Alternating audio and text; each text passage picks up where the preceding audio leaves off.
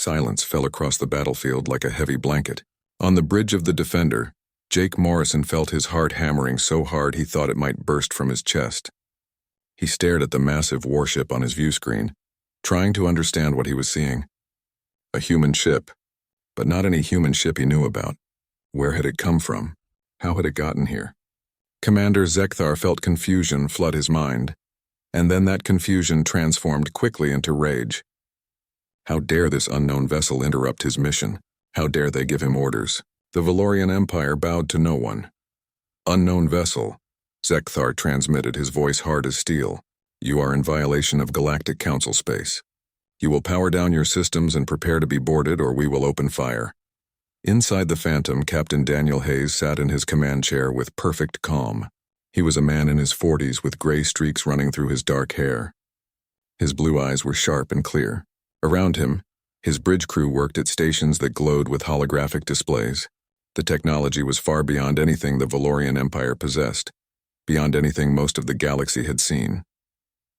Lieutenant Commander Nicole Price stood at his right side. She was 30 years old with short blonde hair and quick hands that moved across her tactical interface. They are charging weapons, Nicole reported without emotion. All 300 ships are targeting us. Daniel's lips curved into a small smile. How predictable. Comms, open a channel to the colony ships. Channel open. Sir? The communications officer replied.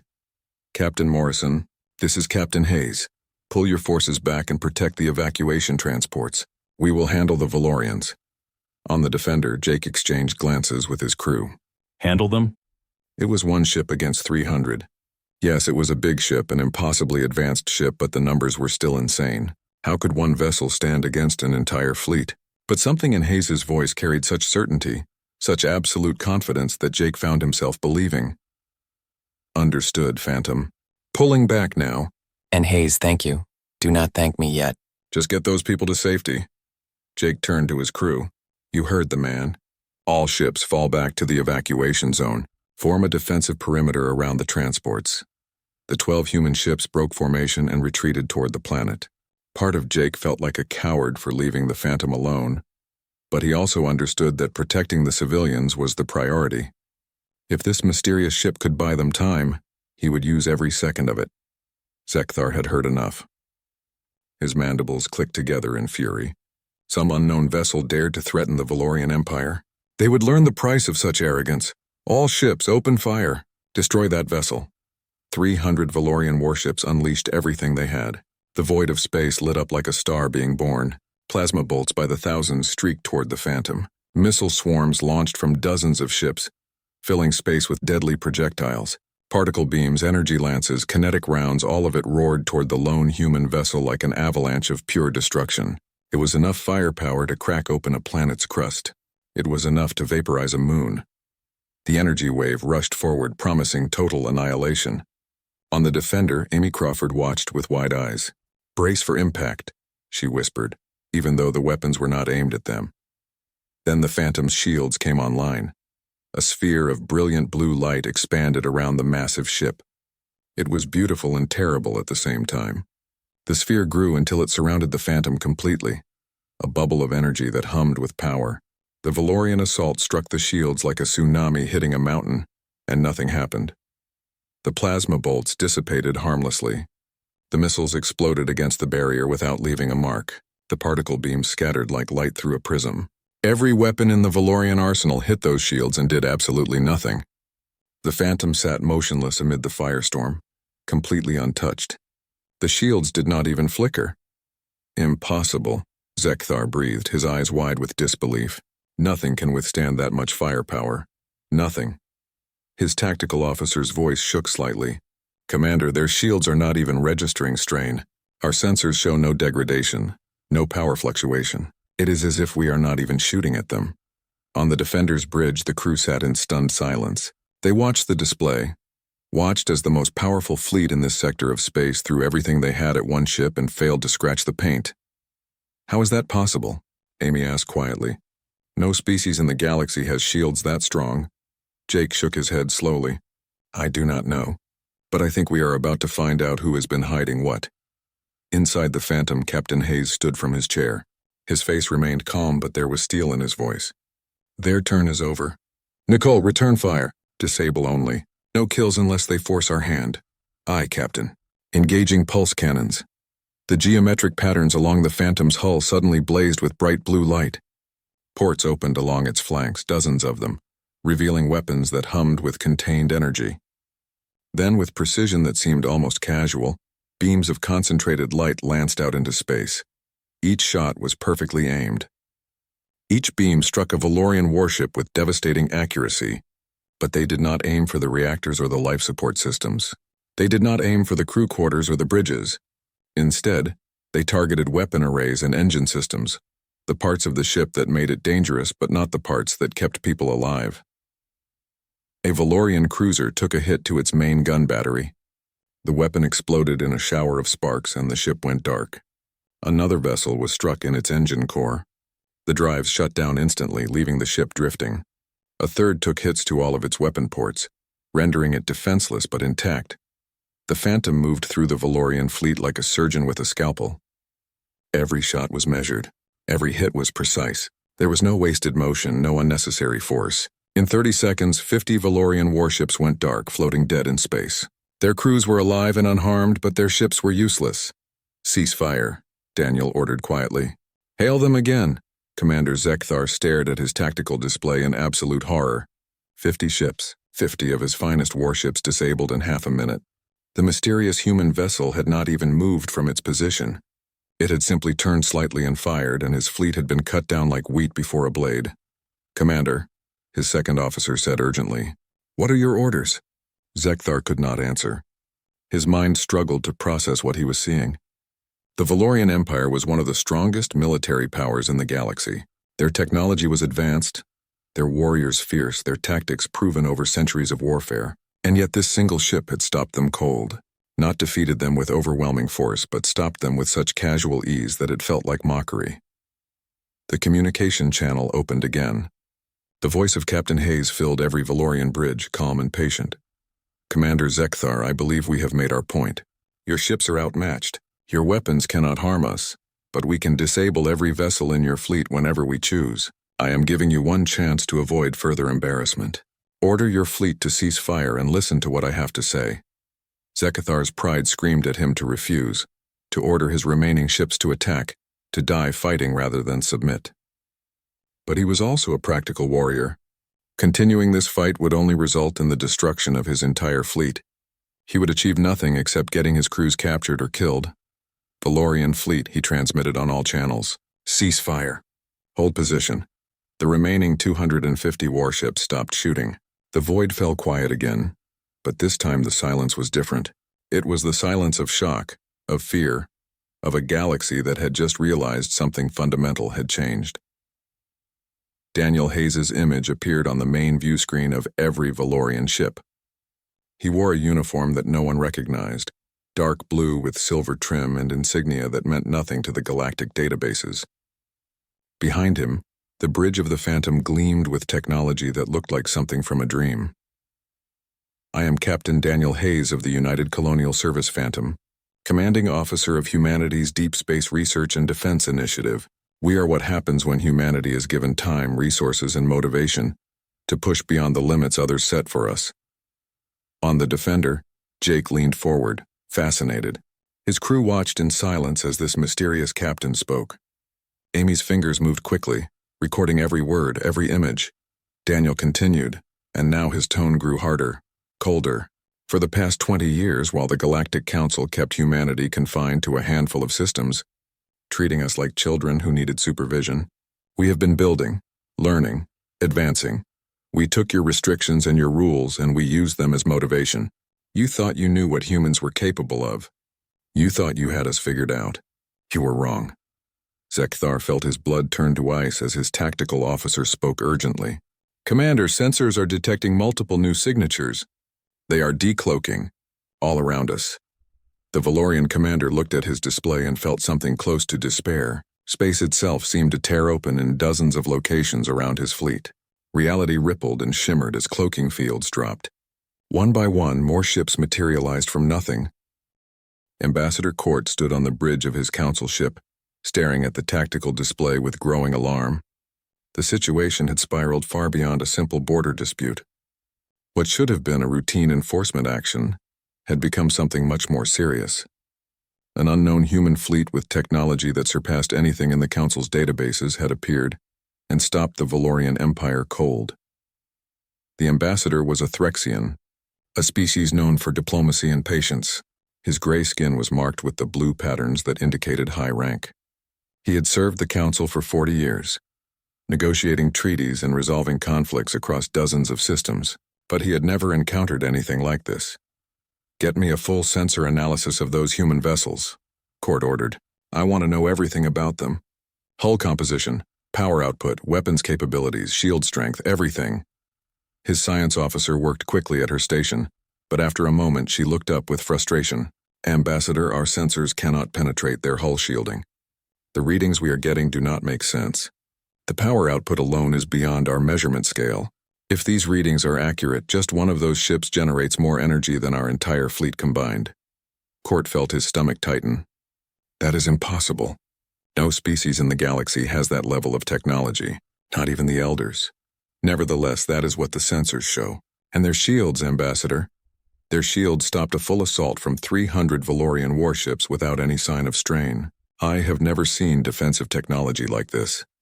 The ambassador turned back to the main view screen, where the face of Captain Daniel Hayes waited patiently. The human looked calm, almost amused, as if this entire situation was only mildly interesting to him. That confidence worried Court more than anything else. Hayes was not bluffing. He had the power to back up his words. "Captain Hayes," Court said carefully, "I believe we may have started off on the wrong foot. The Council does not wish for conflict with humanity, but you must understand that we have rules that govern this galaxy, rules that exist to prevent chaos and war. If every species simply took whatever territory they wanted, there would be no peace." Daniel leaned back in his chair, his blue eyes sharp. "Ambassador, I understand the theory behind your rules. What I question is the application. Humanity was confined to a small cluster of systems, while other species control vast territories. We have been restricted to worlds that are barely habitable, while others enjoy paradise planets. The Council talks about fairness and peace, but what you really mean is maintaining the status quo that benefits the older species." On the Defender, Jake Morrison listened to the exchange with fascination. Captain Hayes was not just defending the colony. He was challenging the entire structure of galactic politics. This was bigger than one battle or one world. This was about humanity's place in the galaxy. "Captain," Amy Crawford said quietly, "sensors show the Council ships are not charging weapons. They are holding position." "Good," Jake replied. "That means they are at least willing to talk. Let us see where this goes." Ambassador Court chose his words carefully. "Captain Hayes, even if your grievances are valid, this is not the way to address them. There are proper channels for disputes. The Council has a committee that handles territorial negotiations. If humanity feels they have been treated unfairly, you should bring your case before that committee." Daniel laughed, but there was no humor in the sound. "The committee that has rejected every expansion request humanity has made for the past 50 years? The committee where not a single human representative has a vote? That committee, Ambassador?" The words hung in the air like an accusation. Court had no good answer because Hayes was right. The Territorial Committee was controlled by the older species, and they had consistently blocked human expansion. The Council told themselves it was for good reasons, to prevent humanity from growing too fast, to give them time to mature as a species. But from the outside it looked like exactly what Hayes was claiming it was, a way to keep humanity contained. "The situation is more complex than you suggest," Court said finally, "but I take your point. Perhaps the Council has not been as responsive to human needs as we should have been. However, appearing with a secret fleet and threatening violence is not going to improve relations. We have not threatened anyone." Daniel corrected. "We defended a human colony from an unprovoked attack. That is our right as a sovereign species. And as for our fleet being secret, well, the Council never asked us what we were building in the outer colonies. Your spies focused on Earth, assuming that was where all human development happened. That was your mistake, not our deception." Commander Zekthar had been listening to this exchange with growing unease. The Council was supposed to back up his actions, to support the enforcement of their laws. but instead Ambassador Court seemed to be negotiating with the humans as equals. This was not how things were supposed to go. Ambassador, Zekthar transmitted. The humans violated council law by establishing this colony. That is an objective fact. Are we simply going to ignore the law because they have advanced technology? Before Court could respond, Daniel spoke again, his voice harder than before. Commander Zekthar, you did not come here to enforce the law. You came here to commit mass murder. Your fleet was targeting civilian centers. You were preparing to kill 40,000 innocent people, including children, to make a political point. Do not pretend this was about justice. The accusation cut through the diplomatic conversation like a knife. On Epsilon Prime, every colonist who was listening felt a chill. Hayes was right. The Valorians had not come to arrest anyone or enforce a legal judgment. They had come to destroy the entire colony. Lisa Grant stood with her medical team at the transport pad, the last group of evacuees finally loaded and secure. She looked up at the sky where the standoff continued and felt anger burn in her chest. Her home, the city she had helped build, the hospital where she had saved lives, all of it had nearly been destroyed. Not because they were criminals or invaders, but because they dared to settle on a world the council had not given them permission to use. Peter, she said to the nurse beside her, whatever happens up there, I hope Captain Hayes does not back down. We did nothing wrong. We built homes and farms. We raised families, and they tried to kill us for it. Peter nodded grimly. I hope so too. Someone needs to stand up to the council. It might as well be us. Ambassador Court felt the situation slipping away from him. This was becoming less about law and more about power, and in a contest of power, the council's position was suddenly much weaker than he had realized. These human ships could probably destroy his entire enforcement fleet without taking a scratch. The ambassador did not want to test that theory. Captain Hayes, Court said, trying a different approach, what is it that humanity wants? If we set aside the question of this specific colony for a moment, what would it take to resolve this situation peacefully? Daniel was quiet for a moment, considering. Then he stood from his command chair and moved closer to the view screen, his expression serious. What humanity wants, Ambassador, is simple. We want the same rights and opportunities that every other spacefaring species has. We want access to unclaimed territories without having to beg for permission. We want representation in the council with actual voting power, not just observer status. We want the artificial restrictions on our growth removed. And we want recognition that we are not children who need supervision, but equals who deserve respect. The demands were clear and reasonable, but they also represented a fundamental shift in how the galaxy worked. If the Council granted humanity these rights, other restricted species would demand the same treatment. The entire power structure would change. Those are significant requests, Court said carefully. I cannot grant them on my own authority. Such decisions would need to go before the full Council Assembly. Then I suggest you take our request to the Assembly, Daniel replied. In the meantime, this colony remains under our protection. We will also be establishing a permanent defensive presence here. Any attempt to remove us by force will be met with appropriate response. Commander Zekthar could not contain himself any longer. This is outrageous. You cannot simply dictate terms to the Council. You are one species among thousands. You do not have the authority to demand these changes. You are correct, Commander, Daniel said, and for the first time his voice took on a dangerous edge. We do not have the authority, but we have the power, and when the law is unjust, power becomes its own authority. The Council can either recognize humanity's rights voluntarily, or they can try to enforce their old rules. But I promise you, enforcement will be expensive.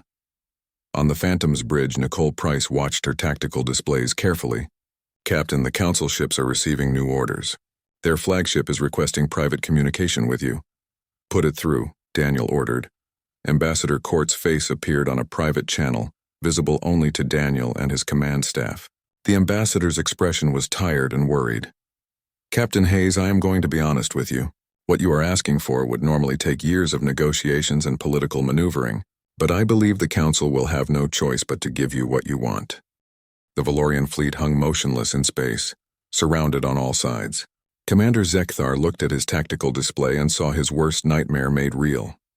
His 300 warships were encircled by 40 human vessels, each one clearly more advanced than anything his empire could build. The display showed power readings that should not be possible, shield strengths that broke every known law of physics, weapon systems that his computers could not even properly identify. This was not just a defeat. This was a revelation that changed everything. Humanity was not the weak species the galaxy had believed them to be. They had been hiding their true strength, waiting and watching while everyone else underestimated them. Captain Daniel Hayes stood on the bridge of the Phantom, watching the Valorian fleet with calm eyes. He had known this moment would come eventually. The outer colonies had been preparing for it for 2 decades. They had built their ships in secret, developed their technology in hidden research stations, trained their crews far from the prying eyes of Galactic Council spies. And now, finally, the galaxy would learn the truth. "Captain," Lieutenant Commander Nicole Price said from her station, "all ships are reporting ready status. The Valorian fleet has powered down their weapons completely." "Good," Daniel replied, "but keep our shields at full strength. I do not trust them not to try something stupid." On the Defender, Jake Morrison sat in his command chair, still trying to process what he was seeing. His ship and the other colony vessels had fallen back to protect the evacuation transports. From this position, they had a clear view of the standoff. The massive Phantom sat at the center like a guardian, while the other human ships formed a perfect sphere around the Valorian fleet. "Captain," Amy Crawford said, her voice filled with awe, "I am reading the power signatures from those ships. The energy output is incredible. Just one of them could probably take on our entire colony fleet without breaking a sweat." Jake nodded slowly. "Where have they been hiding all this? How did Earth keep this secret?" "Maybe Earth did not know," Amy suggested. "He said the outer colonies built these. Maybe they did it without telling anyone back home." That thought sent a chill down Jake's spine. If the colonies had developed this level of technology independently, what did that mean for humanity's future? Would Earth and the colonies split apart? Would there be a civil war? Or would they unite and show the galaxy what humans could really do? His thoughts were interrupted as Captain Hayes' voice came over the communication channel again. This time, the transmission was not just going to the Valorians. It was broadcasting on all frequencies, civilian and military, emergency channels and standard comm lines. Everyone in this system, human and alien alike, was about to hear what he had to say. This colony, Epsilon Prime, is now under the protection of the United Colonial Service. The civilians here broke no laws. The Galactic Council established borders without consulting humanity and without considering our needs. We are an expanding species. We require room to grow. The Council tried to box us into a few small systems and told us to be grateful for what we were given. We will no longer accept these arbitrary limitations. Commander Zekthar felt anger surge through him. This is an act of war against the Valorian Empire and the Galactic Council. You cannot simply ignore the laws that govern this galaxy. Daniel's expression did not change. "No, Commander. This is a declaration of sovereignty. You came here to destroy innocent people and make an example of them. You wanted to show the galaxy what happens when humans step out of line. Instead, you have forced us to reveal ourselves sooner than we planned. The galaxy will learn today that humanity is no longer content to play by rules designed to keep us small and weak." In the cities of Epsilon Prime, thousands of colonists watched the sky through whatever screens they could find. In homes and shelters, in transport ships and medical centers, humans saw their species stand up to the might of a galactic empire. Some people cried. Some cheered. Some simply stared in disbelief. Lisa Grant watched from the landing pad where she stood with the last group of evacuees. The children around her pointed at the lights in the sky, asking questions she could not answer. Where had these ships come from? Who was Captain Hayes? How long had humanity been hiding this power? "Dr. Grant," Peter Collins said quietly, "what do you think this means for us? For all of us?" Lisa shook her head. "I do not know, but I think everything just changed. The galaxy thought they knew us. They thought they could push us around and tell us where we could and could not go. Now they know different." Back in space, Nicole Price studied her tactical displays carefully. "Captain, I am detecting communication bursts from the Valorian fleet. They are sending data back to their home systems, battle reports, sensor readings, tactical analysis. They are telling their empire what happened here." "Let them," Daniel said. In fact, make sure their communications are not interrupted. "I want the Valorian Empire to receive every bit of data. I want them to see exactly what they are dealing with." One of the bridge officers looked up from his station. Sir, we are also picking up similar transmissions from the colony. They are broadcasting on all human frequencies. The news about what happened here is going to spread fast. Daniel nodded. He had expected this. Once the secret was out, there was no putting it back. Within hours, every human colony would know.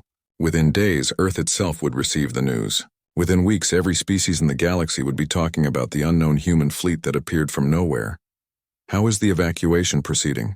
Daniel asked. Almost complete, sir, Nicole reported. The transports report that 95% of the civilians have been loaded. The remaining 5% should be aboard within the hour. Good. Once they are safe, we can deal with our Valorian friends. Commander Zekthar listened to the human captain's words and felt a mix of emotions he did not fully understand. Fear, certainly. Anger, absolutely. But also something else. Curiosity, perhaps. Or maybe even respect. This Captain Hayes had orchestrated a perfect trap. He had waited until the Valorian fleet was fully committed, then revealed his forces at the perfect moment. It was brilliant strategy, but Zekthar was also a warrior of the Empire. He could not simply accept defeat and withdraw. His honor demanded that he at least try to salvage something from this disaster. Captain Hayes, Zekthar transmitted, you speak of sovereignty and the rights of your species, but you must understand that the Galactic Council exists to prevent chaos. Without rules, without boundaries, there would be endless wars over territory. That is why the Council established the borders, not to limit humanity, but to protect all species from conflict. Daniel's response was immediate and sharp. Do not insult my intelligence, Commander. The Council established those borders to benefit the older established species. You divided up the galaxy among yourselves and left the younger races with the scraps. You call it protection. We call it control. And humanity has had enough of it. Jake Morrison listened to the exchange and found himself nodding. Hayes was right. The Galactic Council had always treated humanity like children who needed to be supervised. They allowed humans to explore a few systems, to build a few colonies, but always under strict oversight, always with limitations. Anytime humanity tried to expand beyond those boundaries, the Council sent someone to push them back. Well, now humanity was pushing back. And they had the strength to make it stick. On the Phantom's bridge, Nicole turned to Daniel with a concerned expression. Captain, long-range sensors are detecting new contacts. Multiple ships entering the system. They are broadcasting Galactic Council identification codes. Daniel's jaw tightened slightly. How many? 15 ships. Looks like a Council enforcement fleet. They must have been close by when the Valorians sent their distress call. Wonderful. This just became more complicated. Daniel thought for a moment, then made his decision. Maintain current positions. If the Council wants to talk, we will talk. But we will not back down. Commander Zekthar received the same sensor readings and felt a surge of hope. The Council was coming. Perhaps this situation could still be salvaged. The Council had authority that even these advanced human ships would have to respect. Surely they would not risk war with the entire galaxy. The Council ships appeared at the edge of the system, their white and gold hulls gleaming in the starlight. They were sleek vessels, well-armed but not as numerous as the Valorian fleet had been. The lead ship opened a communication channel that broadcast to everyone. This is Ambassador Court of the Galactic Council Enforcement Division. All vessels will stand down immediately. This system is under Council jurisdiction. Any acts of aggression will be considered acts of war against the Council itself. Daniel allowed himself a small smile. The Council was trying to assert authority, trying to make everyone back down through intimidation. But they had not seen what the Phantom could do. They did not know what humanity was capable of now. Ambassador Court, this is Captain Daniel Hayes. The Valorian fleet attacked this human colony without provocation and without a formal declaration of war. They attempted to destroy civilian targets. We intervened to protect our people. If the Council has a problem with that, we can discuss it like civilized beings. But we will not be ordered around like children. The darkness of space stretched endlessly in all directions. Among the stars, 300 warships gathered like hungry wolves surrounding their prey. The Valorian Empire had come in force, and they had come for blood. Commander Zekthar stood on the bridge of his flagship, watching the small human colony below. The planet was called Epsilon Prime, and it was home to 40,000 human settlers. These people had built farms and cities on this world. They had made homes here, raised children here, and dreamed of a future among the stars. But the Galactic Council had declared this space off limits to humans. The settlers had broken the law by coming here. Zekthar did not care about their dreams. He did not care about their children or their farms. He had his orders. The Valorian Empire would make an example of this colony. Every species in the galaxy would learn what happened when you broke the Council's rules. The message would be clear and written in fire. The commander's scaled skin gleamed under the red lights of his bridge. His crew worked efficiently at their stations, preparing weapons and coordinating the fleet. 300 ships against 12. It would not be a battle. It would be an execution. Below his flagship, the human defenders tried desperately to hold their line. 12 ships, none of them military vessels. They were converted mining ships, patrol craft built from spare parts and civilian transports fitted with whatever weapons the colonists could scrape together. Against the might of the Valorian fleet, they were nothing. Captain Jake Morrison gripped the edge of his command console as another blast shook his ship. The CSV Defender was the largest vessel in the human fleet, but that did not mean much. It had started life as a cargo hauler.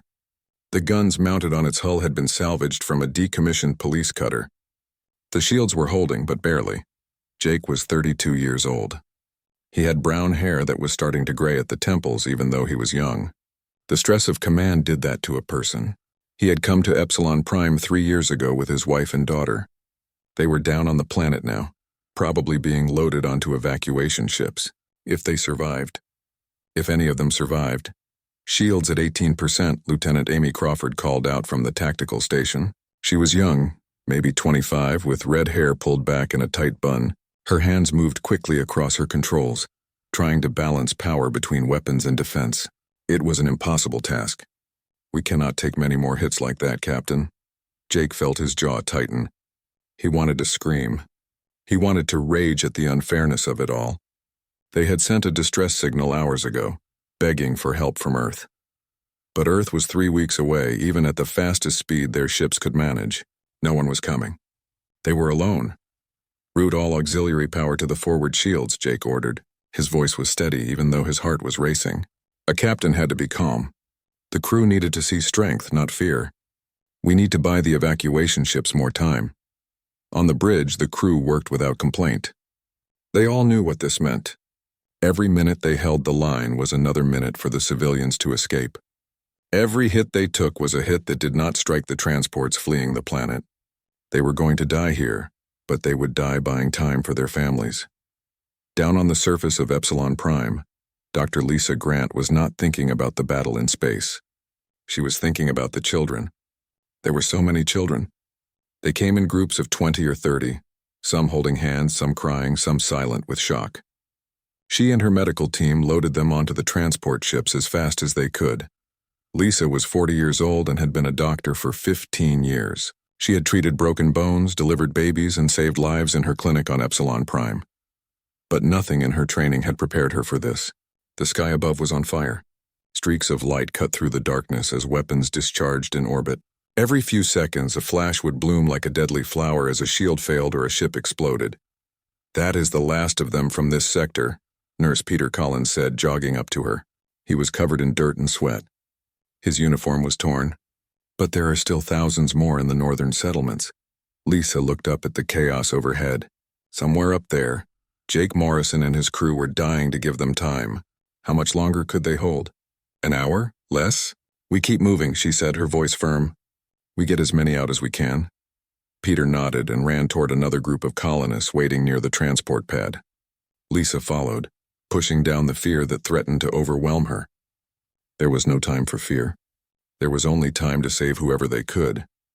Back in space, Commander Zekthar watched his tactical display with satisfaction. The human formation was breaking apart. Their ships scattered like leaves in a storm as they tried desperately to protect the fleeing transports. It was admirable in a way, this determination to die for their people, but it was also foolish. They could not win. They could never have won. "Concentrate fire on their flagship," Zekthar ordered. "Once their command ship falls, the rest will surrender or flee." "Yes, Commander," his weapons officer replied. The Valorian fleet adjusted its formation. 50 ships moved into position, their weapons charging for a devastating combined strike.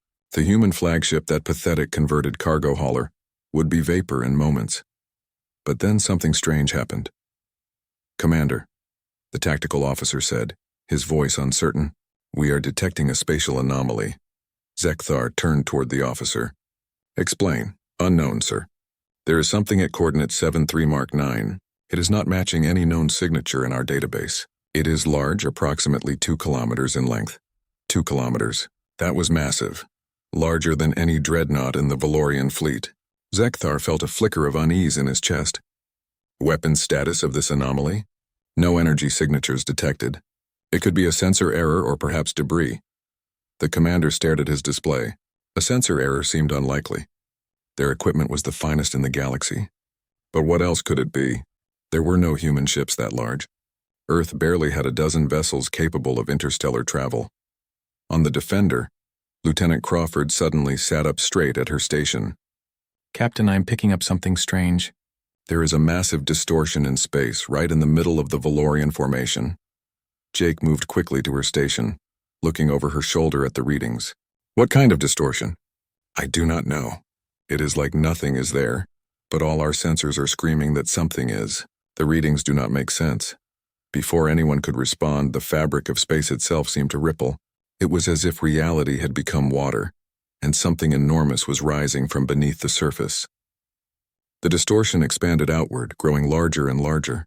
Then, in a cascade of light that blazed across every view screen, something materialized. The ship was enormous. It dwarfed the largest Valorian dreadnought like an adult standing next to a child. Its hull was a dark gray color that seemed to drink in light rather than reflect it. Angular plates covered its surface in geometric patterns. Strange blue lines pulsed along its length, glowing softly in the darkness. It hung in space like a sleeping giant that had just opened its eyes. Every human on every ship stared in shock. Every Valorian warrior felt their blood run cold. The massive vessel sat motionless, its presence filling the battlefield with an almost physical weight. "What in the name of Earth is that?" Amy whispered, her voice barely audible. Jake could not answer. He had no answer. That ship had appeared from nowhere. It was human in design, he could somehow tell that. But it was like no human vessel he had ever seen. Earth did not build ships like that. Humanity did not have technology like that. The Valorian fleet immediately went to full alert. 300 warships turned their weapons toward the mysterious newcomer. Energy signatures spiked across every display as they prepared to fire. Commander Zekthar gripped his command chair, his mind racing. "Identification?"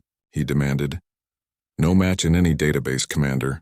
The hull configuration does not correspond to any registered species or nation in the galaxy. Hail them immediately, demand identification, and state their intentions." Static filled the communication channels. Seconds stretched into what felt like hours. Then a voice emerged from the noise. It was calm, measured, and utterly human. "This is Captain Daniel Hayes of the UCS Phantom. Valorian fleet, you are ordered to cease your attack on the Terran colony and withdraw immediately." The words hung in the silence like thunder. The standoff in space above Epsilon Prime lasted exactly 12 more seconds after Ambassador Court's private conversation with Captain Hayes. Then the Valorian fleet began to move. Commander Zekthar had made his choice. He was many things, but he was not a fool. The tactical situation was clear. His fleet was surrounded, outmatched, and vulnerable. Whatever pride he had left was not worth the lives of his crews. "Valorian fleet," Zekthar transmitted on all channels, his voice heavy with defeat. "Stand down. Power down weapons. We are withdrawing from this system." The Crimson warships slowly turned away from Epsilon Prime. The 50 vessels that had been disabled were taken in tow by their sister ships, magnetic grapples locking onto their hulls to drag them home. The massive fleet that had arrived with such confidence now limped away in shame.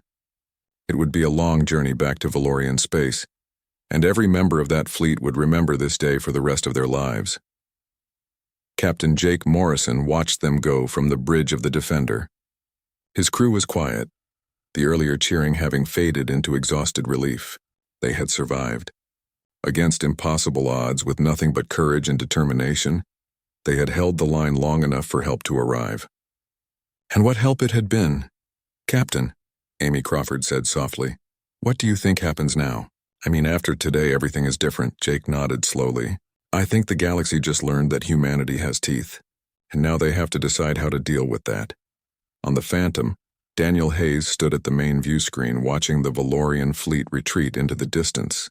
His expression was calm, but inside he felt the weight of what they had done. For 20 years, the outer colonies had worked in secret, building ships and developing technology that the Council thought impossible. They had done it because they knew this moment would come eventually. Someone would push humanity too far, and humanity would need to push back. "Captain," Lieutenant Commander Nicole Price said from her station, "the Council ships are also preparing to depart. Ambassador Court is requesting final communication. Put him through." The ambassador's face appeared on the screen, and Daniel could see the exhaustion there. This had been a difficult day for everyone. "Captain Hayes," Court said, "I will be leaving for Council headquarters immediately. I will deliver your message and your demands to the full assembly. I believe they will agree to your terms, though it may take some time to work out the details." "I understand," Daniel replied. "We will wait for their decision. But Ambassador, please make sure they understand that we are serious. Humanity will not be returning to the old arrangement. Things have changed. They understand, Captain. After today, everyone understands." Court paused, then added more quietly, "For what it is worth, I hope this leads to a better future for all of us. The galaxy could benefit from having humanity as a full partner, rather than a restricted species." "So do I, Ambassador. Safe travels." The Council ships turned and engaged their faster-than-light drives, disappearing in flashes of light. Within moments they were gone, carrying news that would shake the foundations of galactic politics. Daniel turned to his crew. "Stand down from combat alert. Maintain standard defensive posture. We are going to be here for a while, so everyone can rotate to normal duty shifts." "Aye, Captain," Nicole acknowledged. Then she smiled. "We did it. We actually did it." "We did," Daniel agreed. "But this was the easy part. Now comes the hard part, figuring out what comes next." Down on Epsilon Prime, the colonists were slowly returning to their homes. The evacuation had been orderly, and miraculously, no one had been killed. Dr. Lisa Grant walked through the streets of her city, seeing the relief and joy on people's faces. Children ran and played, free from the fear that had gripped them hours earlier. Families embraced, grateful to be together and alive. Peter Collins walked beside her, looking up at the sky where the Phantom and its sister ships hung in orbit like guardian angels. "Do you think they will stay? Or will they leave once things settle down?" Lisa considered the question. "I think some of them will stay. Captain Hayes said they would establish a permanent defensive presence. We are not going to be alone and vulnerable anymore." "Good," Peter said firmly, "because I am tired of running, tired of hiding. We built something good here, and we deserve to keep it." Captain Hayes had returned to his ready room, a private office adjacent to the Phantom's bridge. He sat at his desk, pulling up communication files that had been building while the battle raged. Messages from other outer colonies, from Earth itself, from human settlements across known space. The news had spread fast, just as he had known it would. One message was flagged as priority. It was from Fleet Admiral Charles Webb, the highest-ranking officer in Earth's military. Daniel opened it, knowing this conversation had been inevitable. Webb's face appeared, and the Admiral looked like he had aged 10 years in the past few hours. "Captain Hayes, or should I say Commander Hayes, I am still trying to figure out exactly what your rank is and who gave it to you." Daniel allowed himself a small smile. "My rank is legitimate, Admiral. The outer colonies established their own military structure 20 years ago. It operates independently from Earth's command, though we are still loyal to humanity as a whole." 20 years, Webb repeated, shaking his head. "You have been building this fleet for 20 years, and Earth knew nothing about it. Do you have any idea what kind of political firestorm you have just created?" "I have some idea, yes. But Admiral, it was necessary. Earth's government is too tied to the Galactic Council. You would never have approved the development of military technology this advanced, because you would have been worried about upsetting the Council.